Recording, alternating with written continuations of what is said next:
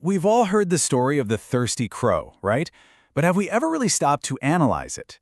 Today, we're going to break it down, not just as a simple fable, but as a total masterclass in ingenuity and strategic thinking. It's a really powerful lesson in problem solving that goes way beyond the moral we all learned as kids. All right, so to really get the genius of what this crow pulls off, we first have to appreciate just how dire the situation was.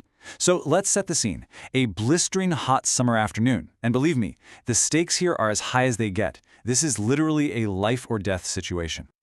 I mean, listen to how the original story puts it. The sun was raining fire. Wow. You can just feel that, can't you? That oppressive heat, the shimmering air, the ground just radiating warmth. This is not your average hot day. This is an environment that is actively hostile to life. And you can see the physical toll this is taking. The crow's throat was completely parched. Its flight, something that should be effortless, was becoming heavy and difficult. Even its voice was starting to fail. So this is way beyond just being uncomfortable. The crow's body is literally shutting down, system by system. The urgency is off the charts. So just when it feels like all is lost, the whole situation is about to change, which brings us to our next part, a picture, and maybe, just maybe, a little flicker of hope. And boom, there it is. Suddenly in a garden, it spots a pitcher. Can you just imagine that feeling? The sheer relief. After flying for who knows how long, on the absolute brink of collapse, this pitcher must have looked like a miracle. Salvation seems to be right there, just waiting for it. So the crow lands, rushes over to the pitcher, and looks inside, and yes, there's water in it.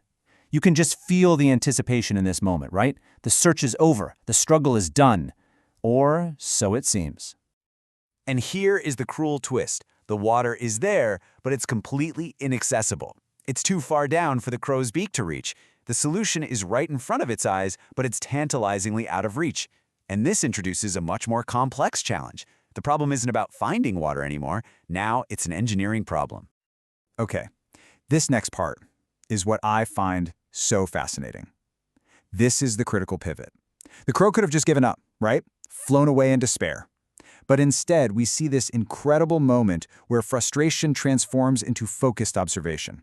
And that observation sparks a brilliant insight. The crow asks itself this question, but listen to how it's framed.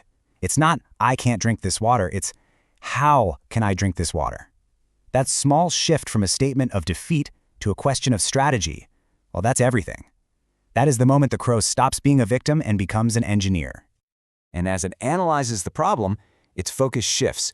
It stops staring at the inaccessible water and starts scanning its environment for tools. And that's when it sees them, small pebbles scattered on the ground. This is the aha moment. The solution wasn't in the pitcher, it was all around it. Having a brilliant idea is one thing, but executing it is another. And what follows isn't a single act of genius, but a methodical, patient process. One pebble, one drop at a time. This is basically a deliberate algorithm. Pick up a pebble, drop it in, check the results, repeat. This isn't frantic, desperate work. It's a calculated, almost scientific approach, combining physical labor with constant monitoring. It really demonstrates incredible intelligence and patience. And here you can see the beautiful simplicity of the physics at play.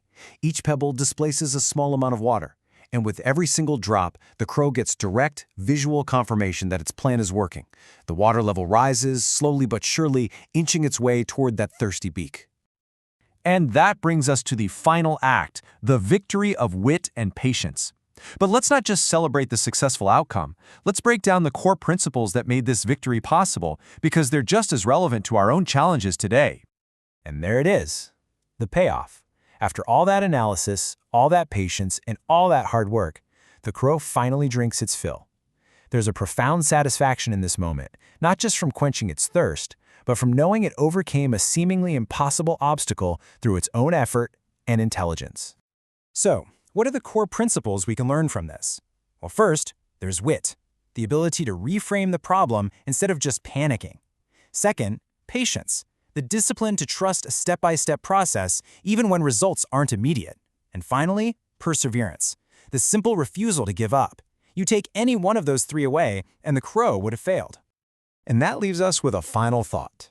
We all face our own pitchers in life, with the solution feeling just out of reach.